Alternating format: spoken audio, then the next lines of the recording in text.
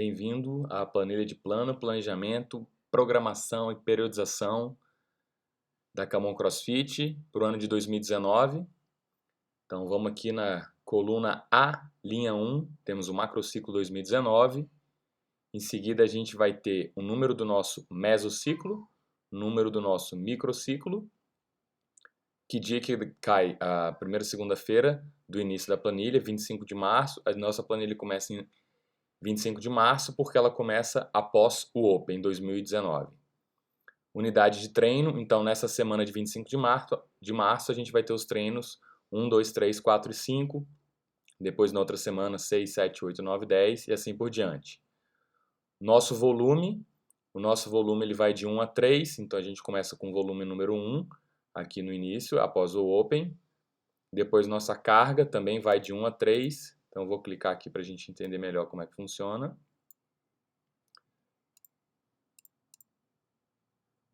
Quando a via oxidativa, carga 1 significa 30%, glicolítico oxidativo significa 60%, glicolítico 70% e fosfogênico significa 80%. E aí quando a carga é 2, vai seguir esse percentual aqui, carga 3 esse percentual aqui. E aí as vias são definidas por esses percentuais aqui. Via oxidativa é de 0 a 60% de 1 RM, glicolítico oxidativo é de 60 a 70% de 1 RM, glicolítico 70 a 80% e fosfogênico 80 a 90% de 1 RM. É claro que mais de 90% também seria fosfogênico, mas nesse caso aqui, para a periodização do treino, a gente usa essas faixas aí. E é importante notar que a parte de acessórios e força, elas não vão seguir isso daqui. As acessórios e força têm sua própria periodização de volume e carga aí. Então, modelo de controle de performance. A gente tem aqui fadiga, fitness, performance e peak index. Como é que isso funciona? A gente vai ter um nível de fadiga baseado na nossa carga externa. O que significa carga externa? É baseado no volume e na carga que a gente está prescrevendo. A gente não está levando em consideração a carga interna. O que é a carga interna? É a percepção de esforço do aluno. Então, dado que se todo mundo tivesse a mesma percepção de esforço diante desse volume e carga, a gente teria esse nível de fadiga aqui. Como a gente está trabalhando em aulas em grupo, é uma aproximação, a melhor aproximação que a gente pode fazer. Né? Melhor do que não ter aproximação nenhuma, na minha visão. Então, a gente tem um nível de fadiga, que é o quanto você está cansado após treinar um volume 1, 2, 3. A gente tem aqui um nível de fitness, que é o quanto você vai estar condicionado após o início do treinamento. O nível de performance, que na verdade é o seu nível de fitness menos o seu nível de fadiga. E o Peak Index é uma fórmula que calcula qual é o seu nível de performance naquela semana de acordo com o tanto que você vem treinando acumuladamente. A performance ela não vai ser acumulada da mesma forma que o Peak Index. Então o Peak Index ele vai dar quando é que você vai estar na sua melhor performance no ano de forma acumulada, que segue uma equação aí entre fadiga e fitness. Depois a gente vai para a fase do WOD. Então os WODs eles vão seguir as seguintes fases: regenerar, construir volume, construir carga, manter, taper, choque e deload. O regenerar é a semana inicial do treino ou período de recuperação após uma competição ou semana de choque, para permitir que o atleta se recupere e ocorra a supercompensação. Então ela é caracterizada aí por volume e carga baixo. Depois a gente vai ter uma construção de volume, que vai aumentando o volume em relação à semana anterior. Depois a gente vai ter uma construção de carga, que é aumentando a carga aí de acordo com a via energética também em relação às semanas anteriores. A gente vai ter um período de manutenção, que não é nem de construção de carga nem de volume, mas é manutenção do condicionamento. Principalmente durante o Open, a gente quer manter o nosso condicionamento para a gente focar no Open. Depois a gente vai ter a fase de taper, não necessariamente nessa ordem, né? Mas a próxima, existe uma fase que se chama taper, que é uma semana anterior ao choque ou competição, onde é que o atleta ele vai se recuperar para a competição que está vindo por conta do baixíssimo volume. O taper ele caracteriza por baixo volume, apesar da carga ser mais alta, para ele poder competir e fazer uma semana, ou fazer uma semana de choque caso ele não vá competir. O choque é uma semana com volume e cargas máximos para que posteriormente ocorra o overreaching funcional. geralmente ocorre entre o período de taper e um período de regeneração. Então, quem compete, a competição pode ser considerada aí o choque, e quem não for competir vai fazer esse choque treinando lá no box. E em períodos onde não existem competições, a gente faz uma semana de choque, como se fosse simular uma competição, para a gente poder ter o overreaching funcional e a gente realizar ganho. E tem a semana de deload, que é uma redução de carga e de volume para diminuir o nível de fadiga da semana anterior. Então, a próxima fase é a fase da força. Então, a nossa força aqui tem algumas informações básicas, mas eu coloquei mais informações na aba aqui, bomba da nossa planilha. E lá a gente vai ver tempo. Então, tempo 0, 1, 2x. O que isso significa? É o tempo da fase de cada movimento nessa seguinte ordem. O primeiro número é a fase excêntrica, o segundo número é o final da fase excêntrica, o terceiro número é a fase concêntrica e o quarto número é o final da fase concêntrica. E o número é o segundo que você demora para realizar um movimento, sendo que 0 é 0 segundos, 1 é 1 segundo, 2 é 2 segundos e x é explosivo, é o mais rápido que você conseguir. Então, suponha que você vai fazer um agachamento, um back squat. O 0 seria você descer o back squat rápido, praticamente em 0 segundos. Na verdade, nem se usa muito 0 nesse caso, você usaria x. E aí você vai ficar 1 segundo lá no fundo, agachado lá embaixo, vai subir em 2 segundos e imediatamente você vai descer, começar a nova fase. Próximo notação aqui, AA, Anatomic Adaptation, adaptação anatômica. É uma fase da força para você progressivamente adaptar os músculos e os tendões para que aguentem melhor as cargas pesadas que vierem depois. E a característica da fase anatômica, de adaptação anatômica, é um tempo 3 segundos de excêntrica, sem pausa, 2 segundos de concêntrica, sem pausa. Depois a gente tem força máxima, o tempo é 3-0, explosivo 1. A gente tem Power, que o tempo de potência é 10x0. A gente tem Power Endurance, que é um tempo 10x0 também. Muscular Endurance, Short, que aí na verdade a gente já não controla porque é um movimento mais cíclico, né? Então a gente define aqui que a característica do Endurance muscular curto, Short, é de 1 minuto. Endurance muscular médio seria entre 1 e 8 minutos, endurance muscular longo seria mais do que 8 minutos. Depois aqui a gente tem a fase do weightlifting, que segue as mesmas notações da fase da força. A gente tem a fase do acessório do weightlifting. Então, basicamente, as fases do acessório é para desenvolvimento de técnica, velocidade e força máxima. Nós temos depois a fase da preparação física. Então, a gente tem duas fases para preparação física. A gente tem a geral, que é General Physical Preparedness, GPP, que é a definição de CrossFit. CrossFit é a preparação física geral. E a gente tem a preparação física específica, que geralmente ela acontece antes de uma competição, né? Que a gente vai preparar fazendo exercícios específicos e treinar também o mindset e situações de competição. Aqui depois a gente tem uma coluna de eventos, que são os eventos que podem acontecer no ano.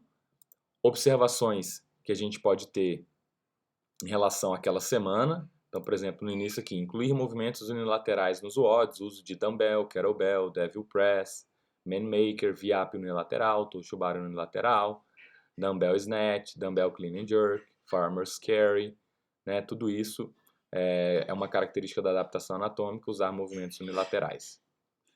E aí, em seguida aqui, a gente vai ter o início da semana, então a data, 25 de março, 26 de março, 27, 28, 29, segunda, terça, quarta, quinta e sexta. Isso aí depois a gente volta aqui para explicar melhor. Então, a nossa semana aqui, framework da semana, segunda, terça, quarta, quinta e sexta. Segunda-feira é predominantemente alça lower, terça-feira predominantemente upper e hang weightlifting. Na quarta-feira é dynamic com técnica de ginástica sem uso de barbell. Quinta-feira é weightlifting, sexta-feira é dynamic 2. E aí, se vocês notarem aqui, ao longo de cada semana, a alça predominante ela vai alternando. Então, numa semana é na segunda, na outra na terça, na outra na quarta, na outra na quinta. Depois vai para a sexta e aí depois volta para a segunda-feira. Então, dessa forma aqui, todo mundo treina todas as alças, mesmo que ele só treine segunda e quarta, ele vai treinar todas as alças musculares ao longo das semanas. Em seguida aqui a gente vai para o que significa uma alça predominantemente lower, né? É uma alça que não tem press heavy, press pesado, porque é uma predominantemente inferior, então a gente não quer fazer força pesado. Tem a fase de força, depois a gente tem a carga da força, o acessório de weightlifting, a carga do acessório do weightlifting, o aquecimento geral, um aquecimento específico, qual vai ser a via do WOD desse dia, qual vai ser o Metcon do dia, qual que é a proposta do dia e se vai ter um trabalho extra aí, geralmente para competidores, a galera mais avançada. Então nesse dia aqui a gente vai ter sumo deadlift, que deve vir depois do acessório do weightlifting. A carga do sumo deadlift está vindo dessa maneira aqui. São 10 minutos, de um EMOM de 2,5 minutos para cada round, onde vão ser feitas 5 repetições a cada round, sendo que no último round são 5 ou mais, é um M-RAP. E a carga é 50, 60, 70, 75%, e o tempo é 3020, ou seja, a gente vai fazer um sumo deadlift de 2 segundos para tirar do chão, não vai parar em cima, vai descer em 3 segundos, não vai parar embaixo, e aí vai fazer a próxima repetição, né? No back squat a gente começa com a fase excêntrica, no sumo deadlift a gente começa com a fase concêntrica. E aí, o snatch deadlift aqui com o percentual do snatch, vai seguir esse esquema aqui de repetições, né? Parecido um pouco com o do sumo deadlift. A via do WOD do dia é oxidativa. Beleza, qual é a característica dos nossos movimentos upper? É caracterizado por não agachar pesado, mas pode ser que agachemos pesado se no dia anterior não tivermos agachado pesado. Ao longo da planilha aí vocês podem ver que em algumas situações isso acontece. Então a força predominante do dia vai ser superior, né? Shoulder press, bench press, push press ou close grip bench press. A gente vai ter uma fase da força, acessório do weightlifting, carga do acessório do weightlifting, um weightlifting vindo do hang, a carga do weightlifting vindo do hang, aquecimento geral, específico, via do WOD, Metcon, proposta e extra work.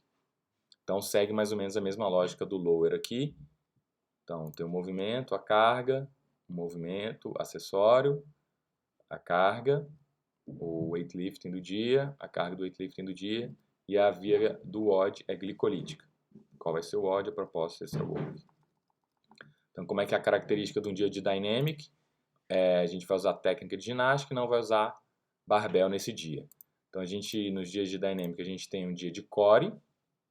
Core a gente faz aí 2 vezes por semana, alternando flexão, extensão, rotação, e uma semana combinando isométrico num dia e na outra semana no outro.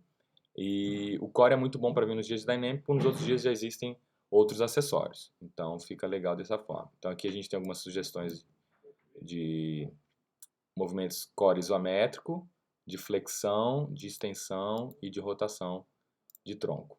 E aí aqui embaixo a gente tem como é que deve ser feito o core no dia, um acessório para posterior, aquecimento geral, aquecimento específico, via do WOD, qual vai ser o WOD, proposta extra work. Então parecido aí também com o lower e o upper. Como é que funciona um dia predominantemente weightlifting? A gente tem o movimento weightlifting do dia, a carga, o acessório, a carga do acessório, movimento de força se tiver, carga da força. A característica da força no dia do weightlifting é que ele vem depois do WOD, porque a prioridade é o weightlifting.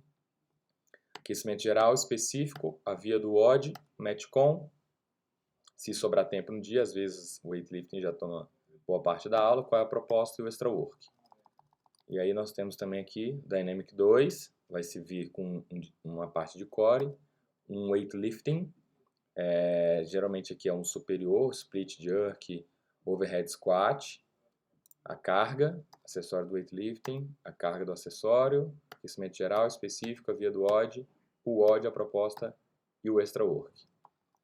Aqui é um benchmark da semana sugerido, né? Temos essas duas opções aí. No sábado, a gente tem a mobilidade, que no momento a gente não está fazendo porque a gente está no Open. É a ginástica, que vai acontecer 9 horas, a gente tem um cronograma específico.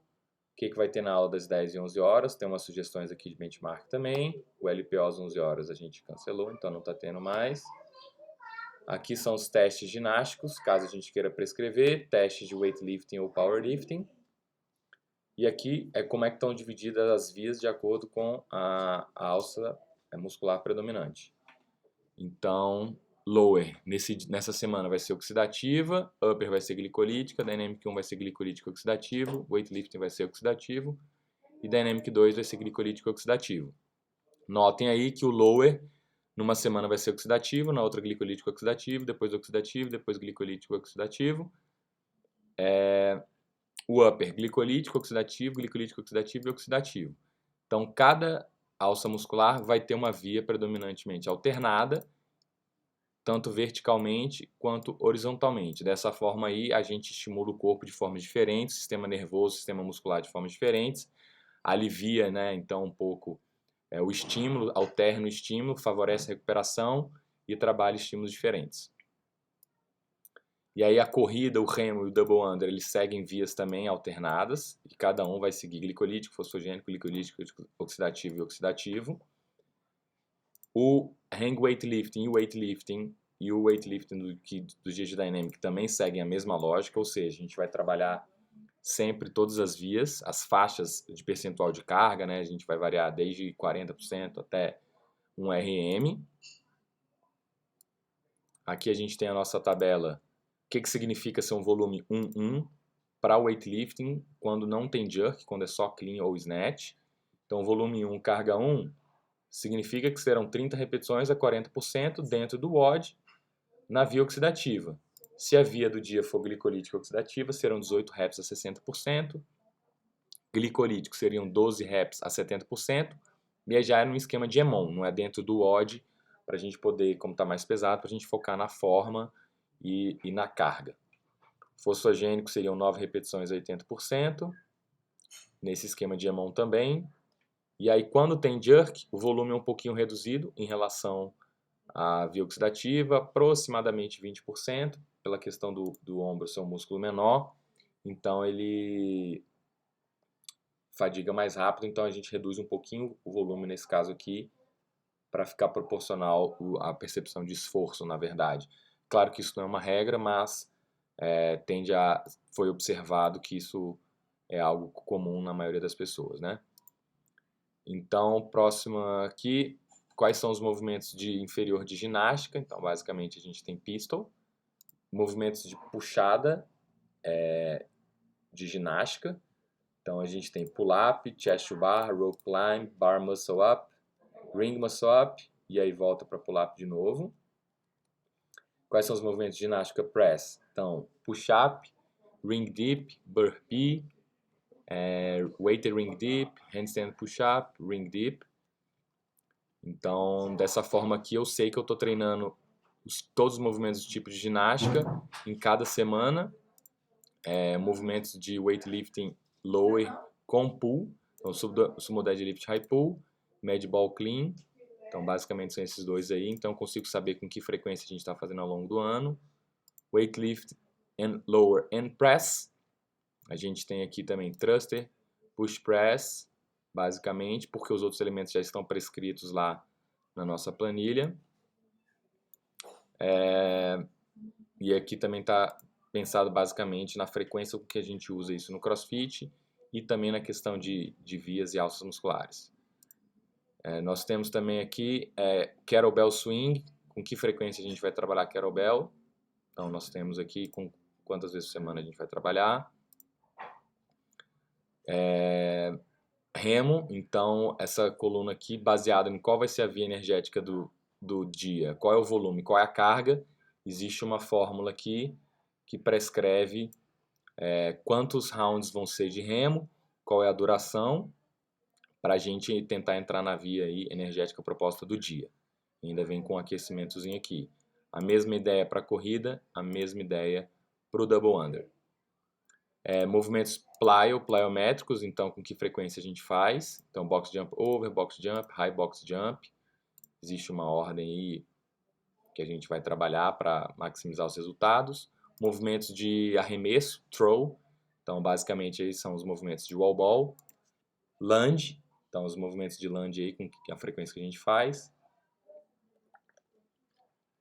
e WODs em time. Então, basicamente, aí 1 a 2 WODs em time, 1 a 2 vezes por semana ou a cada 2 semanas. Aqui são os movimentos extra de competição. Então, bar, né, ou ring muscle up, você treina aquele que você quer desenvolver mais. Bike, pistol, pegboard, rope climb em straddle, rope climb sem perna e rope climb normal, e ski. E aqui no finalzinho a gente tem mais algumas colunas que são componentes e o seu objetivo. Então, qual é o objetivo do warm-up geral, o objetivo do warm-up específico, o objetivo no beginner warm-up. É isso aí. Então, essa aqui é a nossa planilha que organiza o ano todo. No próximo vídeo a gente vai ver como é que a gente compila esses dados de uma maneira fácil e prática no dia a dia para programar o treino da semana.